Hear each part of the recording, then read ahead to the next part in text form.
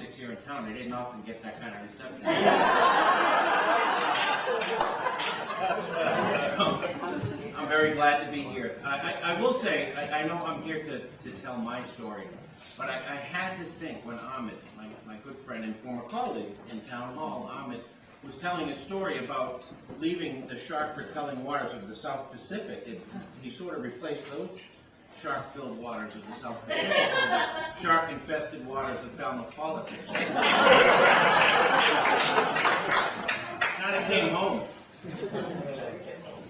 So, I'll tell you, I did not aspire to live in the woods.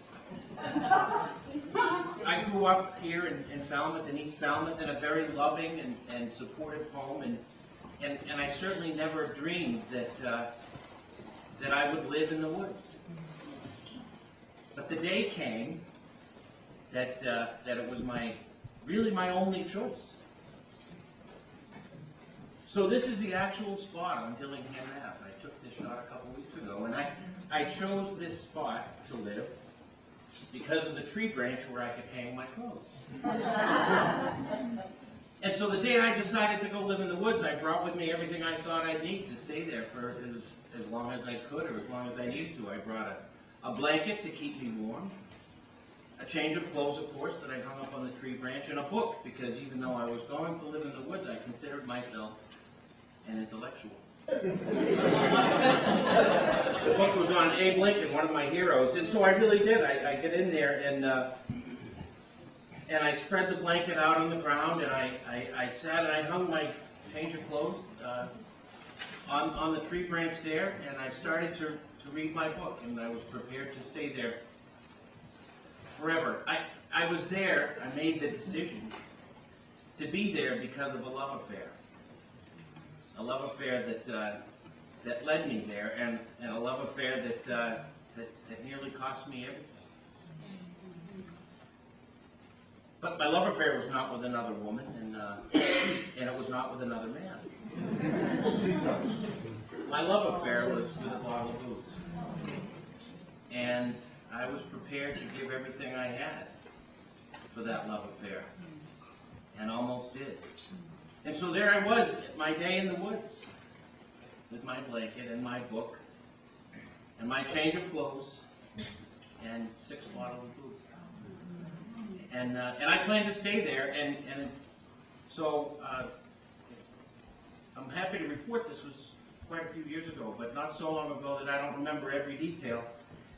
And as you might imagine, there were a few people in town that didn't think it was a great idea that I live in the woods, so probably half of the Falmouth Police Department and half of the Falmouth Fire Department and my family and friends and a team of nearly 100 people, literally, were looking for me. And I was on my cell phone with my brother, and he said, "Where are you? We need to come find you. You can't live in the woods." And of course my reply was, "Well, I'm in a nice patch of woods," and I remember this was, because of the genius I was back in those days, this patch of woods is on Dillingham Ave, right behind the police station.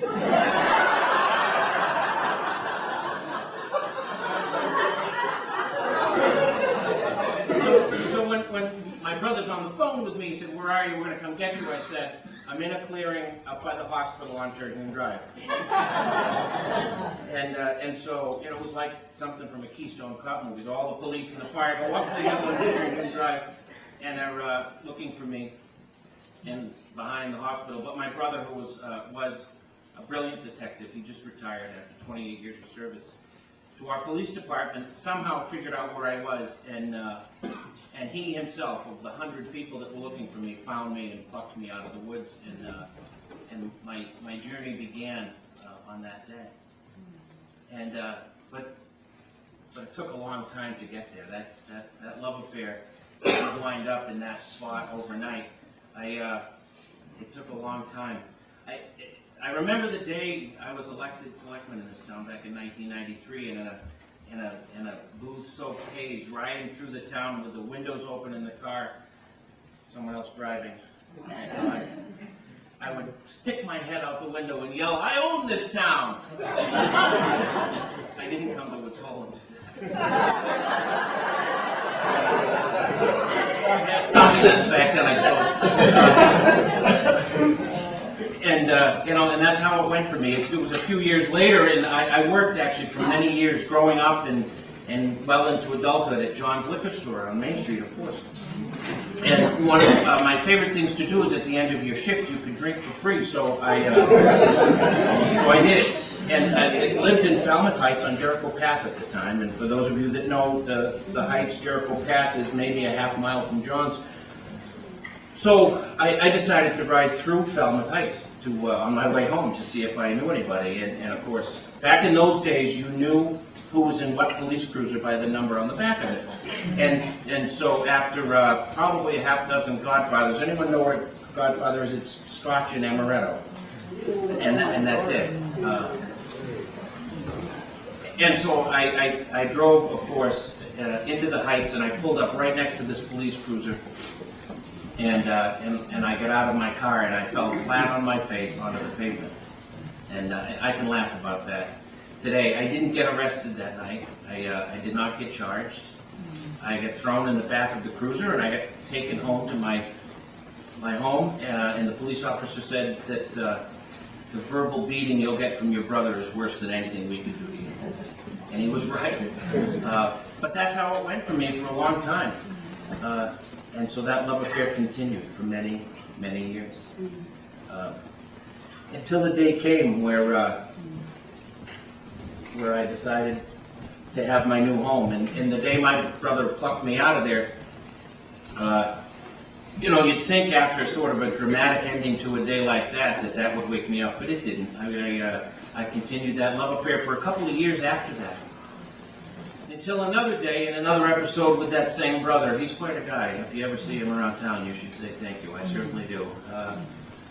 And he made me an offer I really couldn't refuse. He said, you can go and get some help in the back seat or the front seat of my police cruiser. I wisely chose the front seat. And so on that day is when my journey began.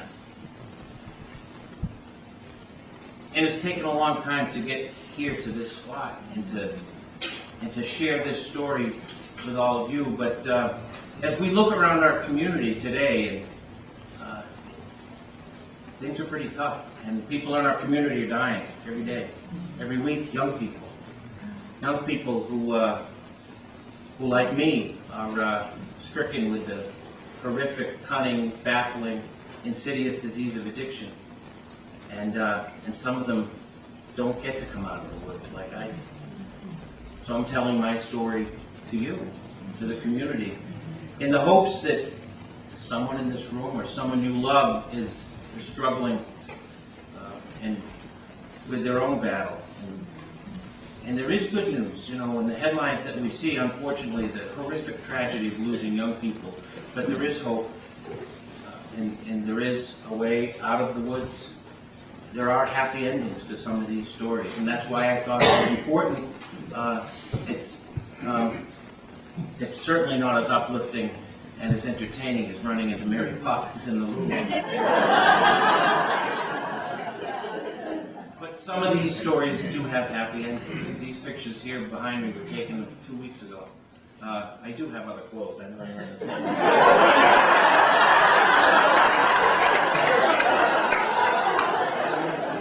If anyone's coming tomorrow night, I promise I'm going to change. There's another tree. Yeah, that's right. Mark asked if my other outfit was still hanging on the tree. But these pictures were taken a couple of weeks ago at my brother's retirement party at Coonamessett, and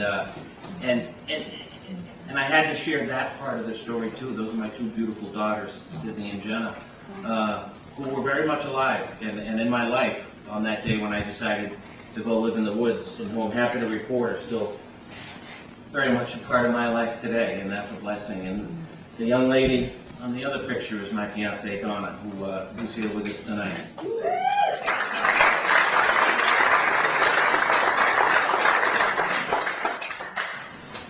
So some of these stories, a day at a time, do have a happy ending. So I like to share my past because it tells the story of me. It really lets me leave the good things behind. Excuse me, it lets the bad things behind. things